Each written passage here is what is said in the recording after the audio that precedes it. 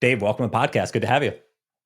Thanks so much for having me. Excited to be here. Yeah, I'm excited to have you. I know we have our mutual friend with Brian and catching us up together, which is awesome because I love talking to folks like yourself that are you're so intertwined in the founder startup world. Obviously, not only just from businesses you've helped out, but from the VC side. Like there's all these different legs I know that you deal with. So I know a lot of folks listening are going to enjoy our conversation around this. And where I wanted to start, I when I saw this stat, it was like mind blowing because I didn't realize this, but 9 out of 10 startups fail, but founders believe that they have an 82% chance of success when they start.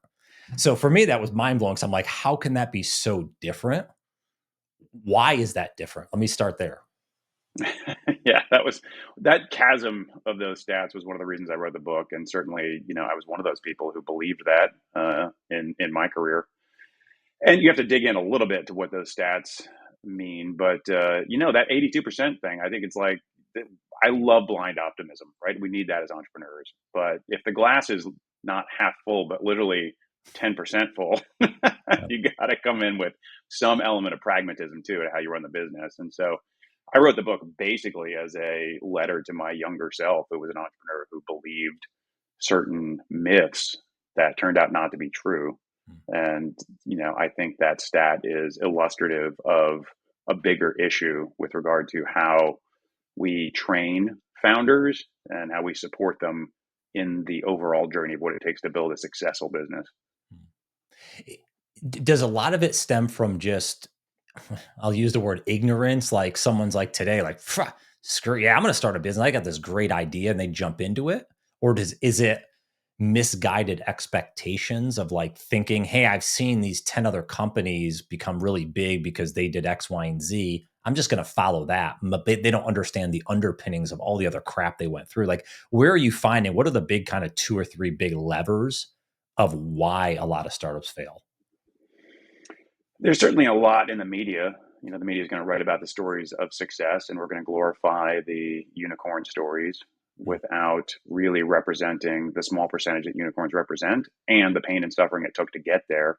And the fact that for a lot of those unicorns, it may just be a blip and they may have raised so much money to get to unicorn status. And, there's a lot of them now that raised money in 2021 that were unicorns and now can't do anything. They're completely stuck.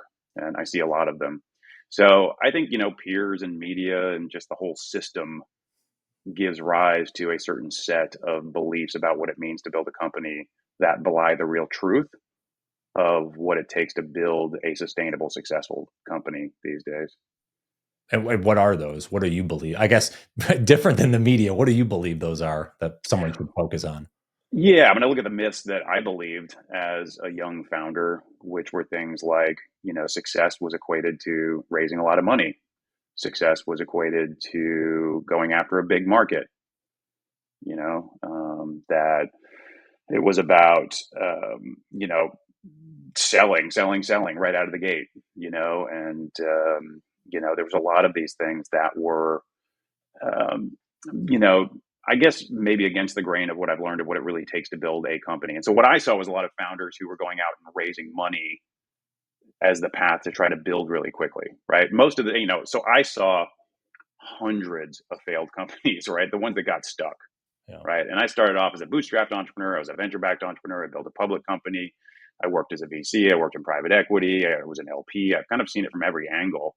And that was when I realized there was this really misled group in the middle, right? You have these 10% winners, the ones that are the breakout successes. And then the other end, you have this 30 or 40% that fail to return any capital, right? They're liquidated and just never launch. But in between, you have this middle ground of companies that were like middle distance runners Mm-hmm. who were forced to run a sprint, right? It's like they're gonna have to run a 1500, but they come out of the gates like it's a 100-meter dash, and they never finish the race. And so what that translated to was a lot of founders who were raising too much money too quickly. They were trying to launch product too quickly. They were trying to sell too quickly before you're really ready to build a sales organization, and scaling prematurely, essentially. And to do that, they would, to raise money, they would go out and tell a story to investors that was not necessarily reflective of where the company really was. And then they had to live up to that story, right? Yeah. So once you get the investors on board, and especially if it's an A round and you've got a board at that point, they're going to hold you to the narrative that you raised the money under, which may be for metrics that are sales or revenue oriented, and the company's not really ready for that, right? Mm. So as when I switched gears to try to focus on that middle ground, those middle distance runners, and try to first consult to a bunch of them to help them turn around and get on a better track. And then I started acquiring these companies away from venture investors and nursing them back to health. And through that process, I saw hundreds and hundreds of stock companies. It was all the same patterns of scaling prematurely, Mhm. which was a factor of the fundraising environment and the system that we raise entrepreneurs in. And it was also a factor of the psychological blind spots and mindsets of the founders that give rise to those decisions around scaling prematurely. And so the book was a way to shine a light on what those consistent problems were and what the path of the 10% successful companies really is, and how it's different than what a lot of founders were led to believe. Hmm. Yeah, I'd like to go down that 10% rabbit hole. Go back to the psychological blind spots. What do you mean by that? Yeah. So, we all fall prey to certain insecurities and fears. And that's, it's not saying anything bad about any founders, right? We all do this. I myself did it many times. And we have these patterns that we run that we build up in childhood. And so, I think there's a lot of themes to those patterns, like the hero, right? Somebody who wants to rescue the company and rescue people from having to do hard jobs and is always trying to save the day, myself being one of them, right? You have the martyr, right, who is just kind of who is all should and no want, and they're just doing whatever they have to grind, grind, grind, grind, grind. You have the workhorse, you have the perfectionist, you have a lot of different archetypal energies, patterns that are inside founders that they in the past have used to get them out of hard situations. Mhm. But then in the context of founding a company and having to do the right thing for the business start to get in the way, right? Yeah. So somebody who is expressing a fierce desire to achieve, right, an achiever, and that's gotten them where they are. In a founder scenario, that may translate to wanting to grow too quickly, right? If I want to achieve, I want to show that to my peers. And therefore, if I go raise an A round now, that's going to look like success. And that's going to prove that I am worthy to, my family, my peers, whatever. So that may be happening subconsciously, but clearly it's not the right thing for the business. The right thing for the business would be to go leaner longer, experiment longer, wait until you find the pull of the market rather than raise an A round now and have to push a product that the market doesn't necessarily want. Mm. And so what I saw was a lot of lists of why startups fail. Things like, founders didn't get along, or we ran into legal problems, we didn't find product market fit. There was all these things that were like classic failures. And what I said was like, well, what's behind those? Yeah. Right? What are the mindsets? What are the beliefs and thoughts and emotions that are behind these things that are giving rise to these decisions that got them stuck in the first place? To me, that was much more fertile territory. And Yeah. as I've started working with a lot of founders, what I find is that if I can get into that with them, like cognitive behavioral mechanics behind decision making that lead to getting stuck, that's the best thing I can do to support the healthy growth of the business and for them to work from a place of deeper intuition and doing the right things for the business rather than subconsciously doing things that are more self-serving without realizing it. Mm. Yeah, I 100% agree with that because especially with some of the folks I work with, like you find that it's not just the skill. Like skills are one thing, but if you don't have the mindset to support it, if you're not in the right frame of mind to be able to have conversations, whether it's on the sales side or other stuff with team members internally, yeah, you're right. You're going to kind of go back to those actions that maybe got you there, but maybe they aren't the right spot for where you're the maturity of your business, I guess. So, how, So okay, if I'm in the shoes of someone that, let's say today I'm like, all right, I'm filing the LLC, I'm starting my business, I'm getting going here. How do they get ahead of those archetypes not being a detriment to the business? Is there anything they could do to figure out what they are? Yeah, I think it's one of the things I would do if I were a first time founder now is to work on my patterns, to understand what they are and to find ways to work past them, right? And I think that can include all manner of work, right? You can work with a coach, you can work with a therapist, you can go to workshops, you can read books, you can meditate, whatever the right modality is for you. I also think having a team with whom you have very open, frank conversations about these things and you can influence and inspire each other to show up at your best for Mhm. what the company needs. You really want to be in the best athletic conditioning for the role. And I think Okay. people don't really always understand what that means, but it means being as unencumbered as possible from old patterns that give rise to poor decision making. And I can point to decisions I've made that probably cost me $20 billion in value Hmm. because I, zigged when I should have zagged, when I should have, you know, really developed a deeper intuitive sense about what the right thing for the business. And instead, I was insecure and went with the playbook approach because I thought, well, and if I dug down deep, what I found was I thought that I could not lose. If I lost, that meant that I am not worthy as a person, right? And that was so powerful. It was happening subconsciously, but so powerful for me that I was like, I have to do the thing that Silicon Valley is telling me to do because I don't want to lose. I want to do anything to win. And that fierce desire to win contributed to a set of decisions that cascaded into a, slow dying of the company. In this case, by taking an enterprise route rather than, staying focused on what we were doing well already. Hmm. We kind of shifted gears and went up market. And it was because I was insecure and it was because I, was doing the thing I thought would offer me the best path to achievement and to success because this is what everybody else was doing that worked instead of following my intuition. Hmm. Yeah, that stings when I think and there's a level of regret there, right? Later on down the line, like, "Ah, man, what if I went left when I went right?" Yeah, exactly. But then I get to karmically help other founders, Sure. If you do don't go this. through the And shit, yeah, it's yeah. you don't And have that so, experience maybe. yeah, it was still ultimately, fine. It was a success. Everything was great. And I say I would have been insufferable if I were a billionaire, right? I like my life. It's much smaller, but I'm happy with it.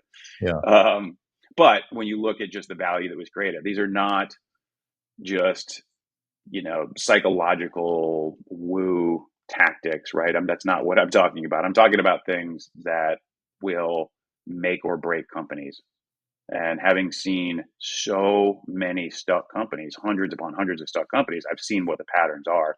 And to the extent you can go beyond the intellectual, strategic level where you think everything is happening and down into the emotional, psychological level, you'll find that changing that will support the best trajectory for the company, the best decision making, and really kind of putting you in that best athletic conditioning for the role of Mhm. leader who can steward this company to where it needs to go and make the right decisions. Is there any I guess depending on because there's so many different frameworks for a new business, right? You can found it yourself, you can have a few founders.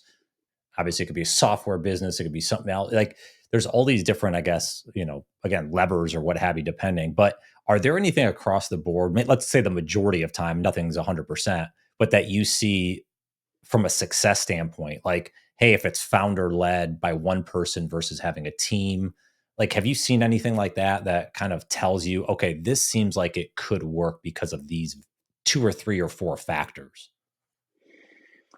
That's a really good question. I mean, certainly there's one major factor, which is that if you can go leaner longer and wait for the pull of the market, Hmm. rather than pushing product into the market.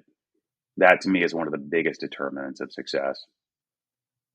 Raise money when it's irresponsible not to, when your team is stretched so thin that you can't imagine not doing it, right? We bootstrapped my company Jive for 5 years. I just talked to a guy who I actually interviewed in my book on Friday, a guy named Luke Kanies, who created a company called Puppet, which was an automation company, systems automation company, and they sold to sysadmins. It became $100 million business ultimately. And he was someone who he bootstrapped the business for 4.5 years. He was a sysadmin, and he hated the software and started building it for what he wanted. Right. And became a developer. He was a sysadmin, became a developer, and then became a salesperson. To go out and hustle at conferences and get people to use it, and then became a CEO, right? And that's kind of a cool trajectory too that I think has a lot of success in it, which is start with a problem that so deeply, you care so deeply about, and with firm conviction about what needs to happen in the space. That's certainly one that I see has huge ramifications on a business's success. What Yeah. some people might call founder market fit, Yeah. right? And so that was a combination of both, right? He did go lean for a long time, and he cared so deeply about the people he was serving, and had been one of them, and thought and had conviction in a better way to do things, that I think that level of meaning and purpose and belief and being in the trenches also has big ramifications on success. Yeah, I think to start with a problem, absolutely. I mean, I just look at it for my own life, but like again, people around me as well. It's like the folks that are like they not that you want them to maybe eat and sleep and every second of the day, maybe depending, but it's the fact of like you care so much about it, almost like you're going to put an extra touch on it when you, especially with client. I see a lot of this from the sales side with the client facing. Like you understand kind of their problem. If they're using a product that you created because you had that same problem or you care about it, at least to me, it seems like, well, you're going to understand what they go through when they're challenged because there was a similar, like you went through it versus like buying some business and you have zero idea. You might not know the deep throes of it. Does that make sense? Like, I think Yeah. being in that, like, the suck. Right? It's kind of like Yes. you, right? You knew the suck of starting the business and doing it wrong, where it's like, I know what you're going through. I can empathize, it's a lot easier to kind of get to that level. Very much so. And you have deep empathy for it, right? One of the things he mentioned was that the team, they would listen to sysadmins more than CTOs. The sysadmins, as he said, had cold face, right? They were in the mines. They had coal on their face. Mhm. Like they were the ones who knew what was really going on. And early on, he talked about this having to make a decision between, is it about robots or Iron Man? Meaning robots are replacing people. Iron Man is about turning them into heroes. And early on, they made that decision of, we really want to make sysadmins heroes, and everything we do is going to be with that lens. Mm. And even years later, when they had salespeople, were like, "Hey, if I want to go pitch this CFO, we can put this software in, we can replace all these people," and they would be like, "No, it is not about replacement. It is about making them heroes." And so, yeah, I think that level of deep care for, love, empathy, Yeah. connection with the buyer, and a belief in the problem that you're solving and the purpose behind it is, what's going to separate a lot of those 10% companies from, the ones that never make it. You mentioned earlier lean or longer. Just to get definitions, because the word lean has been used a lot, right? In the True. workplace. Yeah. How do you think of lean? Austere. Yeah.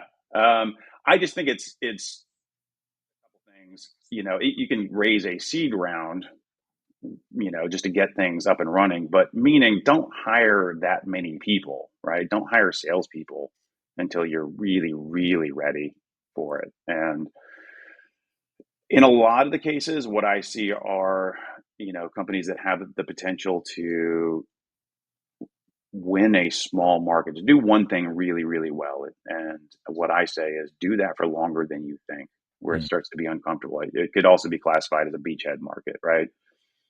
Even if it's a tiny market that you're serving, what can you be the best in the world at, right? And so that period of experimentation and figuring out where you have something magical that customers can't imagine living without.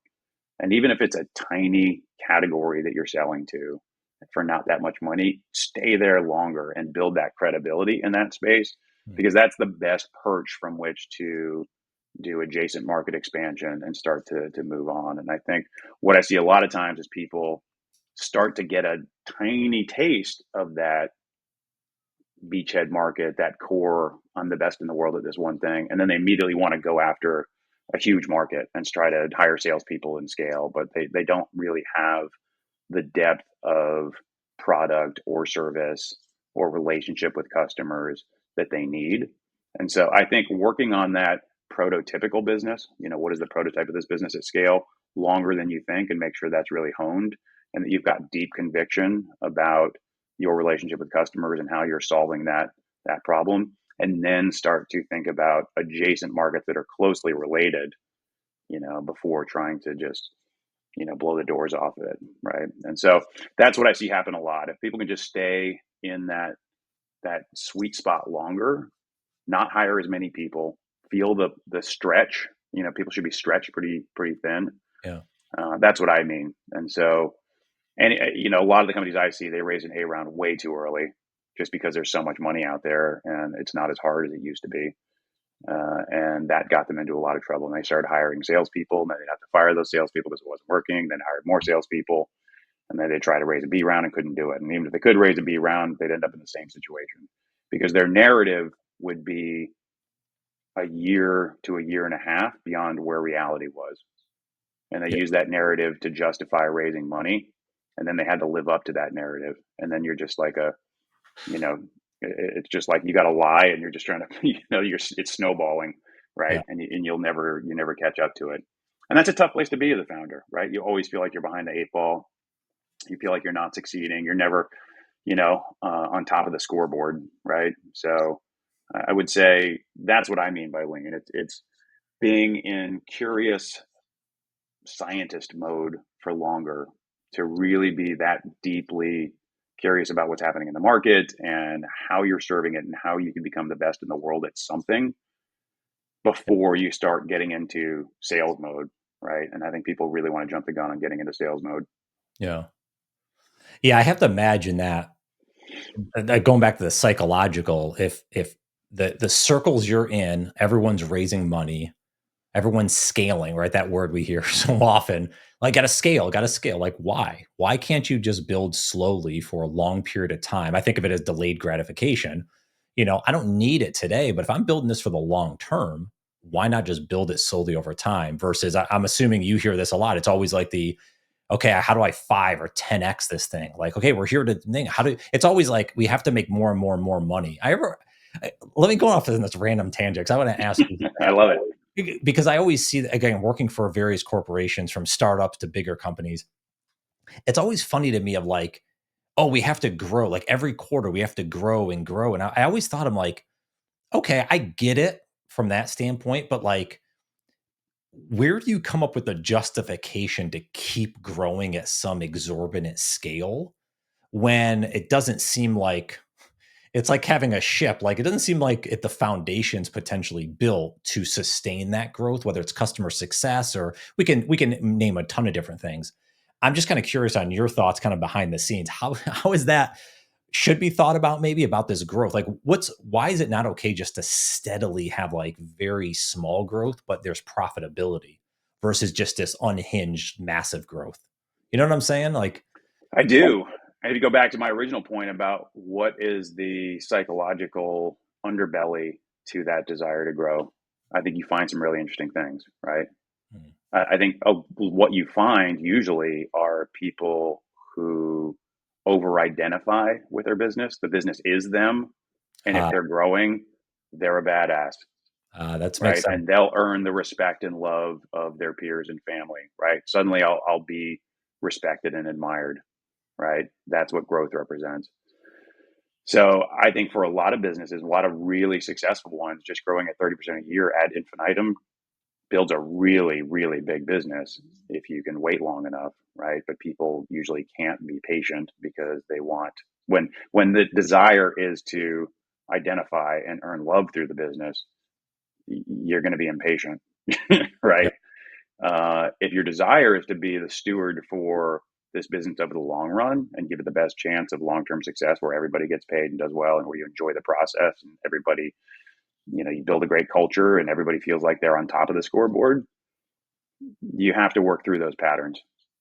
But I completely agree. There's very few businesses that can sustain that level of growth and should sustain that level of growth, right? It's hard to find, product and market categories that would even allow for that. And that's those, that 60% of middle distance runners that I was talking about, right?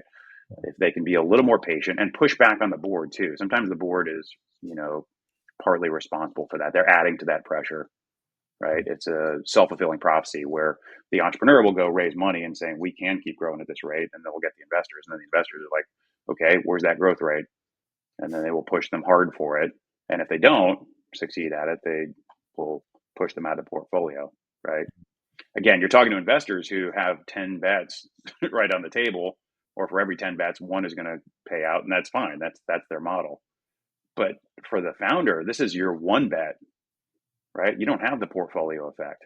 Yeah. Right. So do the hard work of getting past those patterns that are going to create bad decisions and understand how to build an intuition for what that company needs. And it may be slower growth, invest more in innovation in the long run, wait for the right time to strike. Don't raise money.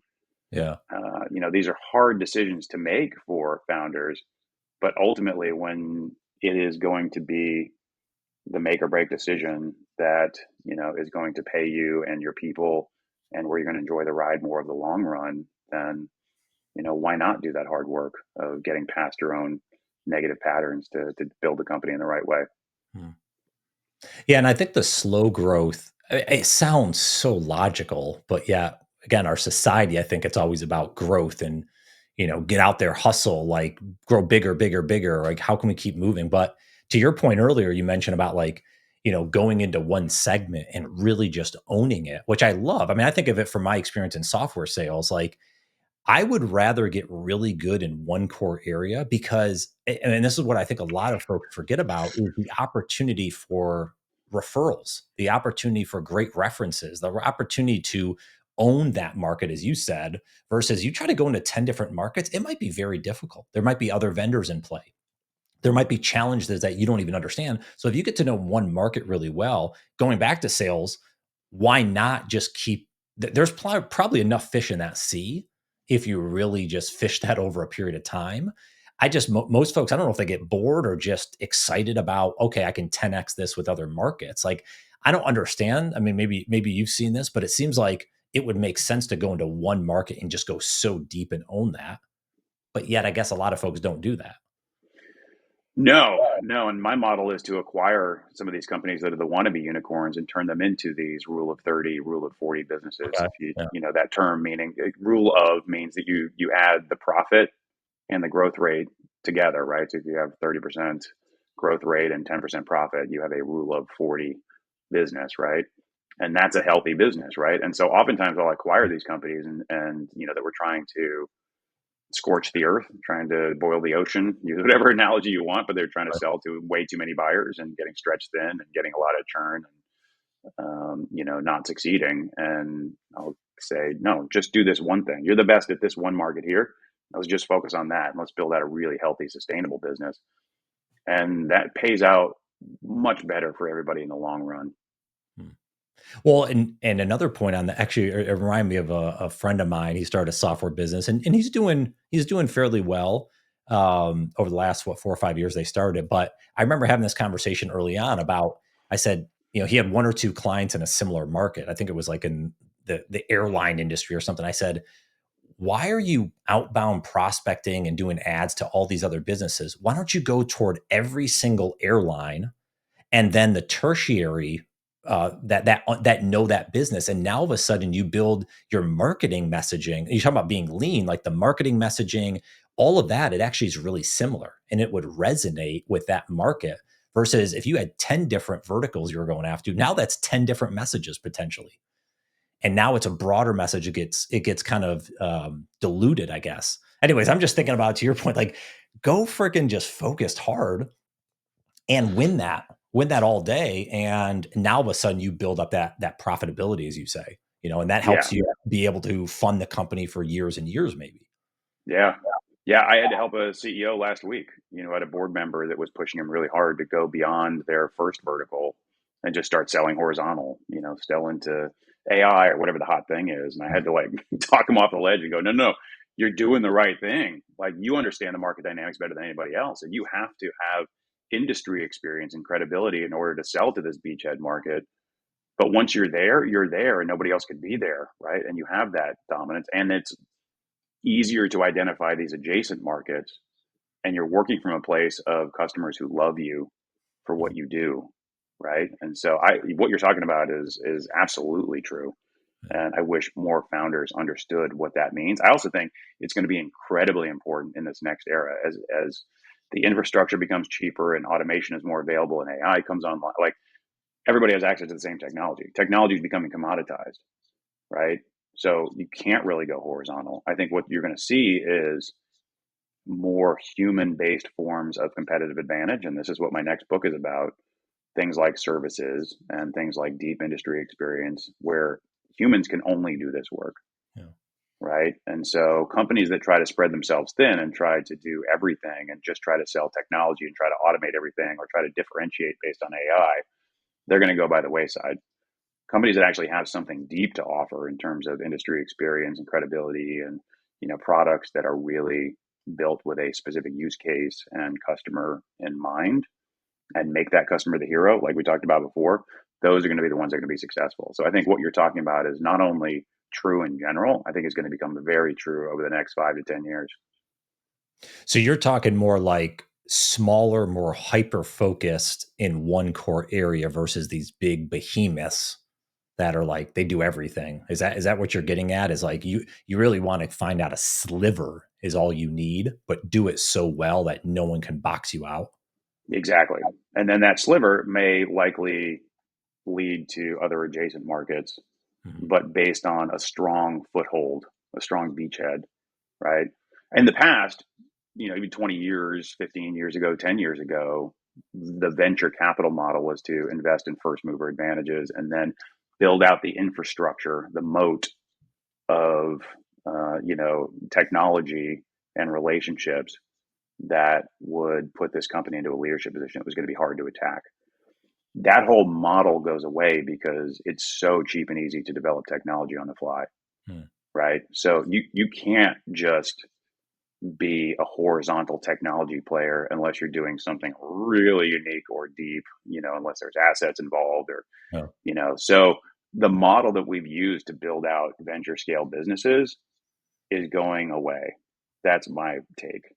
Unless you have some really unique edge, which is harder and harder to find. But traditional SaaS businesses, a lot of them just don't have a reason to be anymore, right? Companies can, write the same technology that's bespoke, themselves in a couple days now, right? So, what are you doing that's unique, and how are you using humans as the basis to form deeper, long-lasting relationships and having industry experience to solve problems in a way that nobody else can? So, everything you're talking about, I think, is really true. Has been true for a while. It's just been not talked about, but it's going to become especially true the more technology becomes commoditized, democratized, and the infrastructure becomes cheaper. Hmm. What if someone, because I'm not a tech guy, I mean, I know technology, but I'm not like a developer or anything. If someone's not, obviously I do a lot of service based stuff. Like, when we think of technology, and maybe you're talking on both technology services, what have you, because what if I don't have a background to develop software? What do I Right. do? I get someone? Do I just do a business that's not related to that? Like, I'm just kind of curious, just thinking off the top, because I know there's a lot of folks that don't have that skill set, but they want to start a business. So they're like, I don't know how to build my own software or anything. I don't know where they would go, but I'm just kind of curious you're thinking about that, or if you run across that with founders that or people that want to be a founder. Yeah, I think every business is going to be different. I think it's going to be impossible to avoid software and automation, right? You do have to think about how can I automate this business, Mhm. but the level to which you automate it may vary depending on the type of business that it is, right? And what does the competitive landscape look like? What are the relationships with your customers, right? And so if you're a yoga studio, maybe you don't need that much, right? And you're a set of yoga studios. If you're doing field service work, maybe that requires more automation. Maybe you do need to get more technology. And I would say there's ways to bootstrap it, working with offshore resources. And, Yeah. it's a much easier to get prototypes built and things like that that validate the need. And if that need is validated as a strong innovation for you, then maybe you can find a CTO and, start building that in house. So I think it's going to vary, but I think it's unavoidable that you're going to have to do something with regard to systems and technology as the mechanism for, building your business. What I don't think is that it represents a moat anymore, meaning I don't think the competitive advantage of the future is going to be based on software in the same way that it has in the last 20 years. Hmm. Well, and I guess to what we were talking about earlier, if your core, I don't want to say advantage, but your core maybe focus is solving a problem that you see as a big problem. Maybe it's a problem you have or something close to you. What it looks like today doesn't have to be the same thing in 2 years. You're going to evolve and change it over time potentially. But I think having a love for that problem and helping people solve it is maybe the avenue to get started, right? To jump into it and then let it kind of transpire from there after that prototype Yeah, period, right? you're right. So going back to the beginning of what we talked about, if you have a deep, abiding love for your buyer and their problem set that you can uniquely solve, you just keep working with that, right? Mhm. I think that's the guiding light for a lot of these companies, and it may be technology, it may be people, it may be all kinds of things that are unique to what you do that nobody else in the market is doing right now. But if you're starting from that place, I think you can do a lot, right? All the things we've talked about today, which is love your buyer, be unique, focus on something small and winnable that you can be the best in the world at, and keep innovating, keep trying to do more, but don't fall prey to that egoic thinking or trying to, work from a place of earning love or identifying with your business, but focus deeply on, the market that you're serving and making your customers happy. And if you work from that, if you start from that place, whatever it takes to make customers truly, genuinely happy and always work from that, I think a lot of these other things will start to work themselves out. Mm. A couple last things, and maybe this goes into, I wanted to get your thoughts on, and we talked maybe briefly about like the product market fit and kind of those type of things. Because I'm thinking about the sunk cost. So we've been talking a lot of the positives. Here's the things to consider as you look from the perch, if you will, all these different companies you coach and work with and invest in and all that. Are there any things that you see of like when they should pull the ripcord and be like, this isn't working? Like you may see it 6 months before it actually goes belly up, but like, are there anything specific on maybe it's the product market fit, maybe it's how they're handling the business where it's like they're going to run out of money, this is not going to work, this idea is not the right fit? Anything specific you see around that? Because I imagine all of us, again, going back to that childhood kind of like those emotions, like we probably hold on to stuff way further when we should have just let it go and started our next thing. Just kind of curious if you see anything on that front. I think again, it's not one answer, but I think is where intuition comes into play. So one of the best things I can do is help CEOs and founders develop an intuitive sense because they probably know at some level, right? Yeah. And even though I can come in and I can tell pretty quickly when things are going wrong before they are. Right. If I ask the right questions and elicit the responses from them, they kind of know it's not working. When you're out there in the field and you can hear a salesperson pitching, you can hear what the customer's saying, right? And you do that over and over again. You develop a database in your Yeah. brain and in your heart about what's really happening, right? And you'll know is it working or not, right? Versus we can't keep up with demand. We've got so many opportunities right now. People are pulling us in. We're getting lots of introductions. I can barely keep up, right? That's a different feeling, and so I don't know if there's one canary in the coal mine that I would point to. The thing that I think is most valuable is to clear out the cobwebs that are holding CEOs back so that they can be in touch with that intuition and be able to interpret the signs, the data, the stories, the relationships, and put it all together into a cohesive whole and understand what's working and what's not. Mm. When we talk about the lean aspect, do you feel like the founder should, eh, I don't know if I'm saying, I'm going to say this right, but like that more founder led aspect, like be more involved in the day to day versus kind of the, I'm the CEO, I have all these employees, I'm running it. I see that happen when you scale quick. You know, if you're getting a flush of money, you're hiring a bunch of people, now you're taking a different role than being close to the customer. And I find, I could be totally wrong, but when you're further away from the customer, you lose that sense of what they actually care about. And ultimately that could maybe change the direction of the business. I guess the question that I'll land the plane here is like, how close should the founder or founders stay to the customer, to like the pulse on what's going on, and that be in the business, versus kind of the overarching, I'm running the business and not really close to that. Does that make sense? Yeah, yeah. No, it's a really good question, and I do think there's probably some formula of percentage working in the business versus on the business as it grows. I would say that work in the business longer than you think. Do CEO level sales until you're about 1 to 2 million in revenue, and then maybe start thinking about bringing on salespeople, things like that. Yeah. There's another end to this too, which is, I've met the, $100 million company where the CEO is still giving demos, right? And it's like, okay, that's maybe good, but maybe it's time to step it up a little bit. But I think being really close to customers is what you need to build that aforementioned intuitive sense about what the company really needs. And one of the problems I do see is product focused founders who are Mhm. so obsessed with product and they want to just hire people to go do the sales and marketing, right? They want to just kind of insert a go to market machine. And Yeah. that's what doesn't work, right? And so if they lose touch with Yeah. building that machine out themselves, like really doing all the experiments and figuring out where that market pull is going to come from, that's a company that I see as going sideways. And so, yeah, it's a really good question. And I think do it as long as you can. And you do always have to work on the business in parallel, but in the early days, it's a lot of working in the business and running the experiments. And as you get to that 2, 5 million, then you can start thinking about bringing on teams and, organizing things that are, where you have specialist roles. You still need to stay pretty involved Mhm. and keep being out in the field and supporting customers and understanding the pain they're feeling. It may just ascend a level, right? And at that point, you're starting to work more on the business than in the business. Mhm.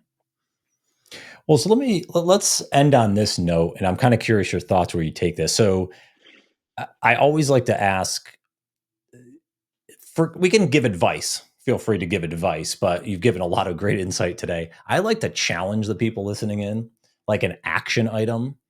So I'm curious what you might give them to get started. And let's say they are started with as a founder, or maybe they're starting a business, but is there an action item, some challenge you would say is, hey, do this today or this week to help the growth of your business? Again, it could be a mental thing, it could be, writing exercise, doesn't matter what it is. But I'm kind of curious if you would give them anything specific to go try out or take action on, to help them with their business, like I said, today or this week. Well, we talked a lot about patterns in the call today, and in my belief that those patterns are what can make or break companies. So my challenge would be to understand what is your mental blind spot, right? What is the pattern that you run? And you can go back to your previous jobs and 360-degree reviews, performance reviews that you've had at companies, talk to your friends, Mhm. understand what is that thing that is potentially my biggest blind spot and pattern that is going to get in the way of me building this company, right? So if you do one thing, do that research. Talk to 5 different people who know you really well and write it down, right? And it may be that, I seek to earn love through my achievements, and that has caused me to, try to push people out of the way or do too much too quickly, and has hurt people in the past. And that represents my biggest potential blind spot. Honestly, that's one of the things that I work with a lot of CEOs on. And to the extent they can get past it and see it for what it is and find different energies with which to bring to decision making and collaboration and building teams, it makes a massive difference. So based on our call today, I would say that understand your blind spot and have a plan to start working on it. Yeah, I love that. And I think you have to be open to whatever feedback. You might not like hearing it, but you have to be open and aware that this is how other people perceive you, or this is something that I might not know about myself. That's so important. If you're Yeah, getting, because if you're getting defensive about it, maybe that's your blind spot. exactly. Yeah, Yeah, I was going to say that is your blind spot. Yeah, good. Work on that. yeah, Yeah. exactly. Dave, this is a lot of fun. Where can folks say hello to you online if they want? Do you spend any time LinkedIn? Where's your spot? Yeah, I spend a lot of time on LinkedIn, and I have a newsletter called One in 10,000 that is about the moats of the future. So I'm spending a lot of time, one what we talked about, where I believe that technology is going to become commoditized. And so I'm thinking about how can you deploy humans as the basis for long-term competitive advantage. And so writing a newsletter about that, which you can sign up for on my site. It's davehersh.com, HERSH.com. And you can follow me on LinkedIn. Awesome. Dave, it's a lot of fun, man. I appreciate it. Thanks so much. Thanks so much for having me. This is super fun.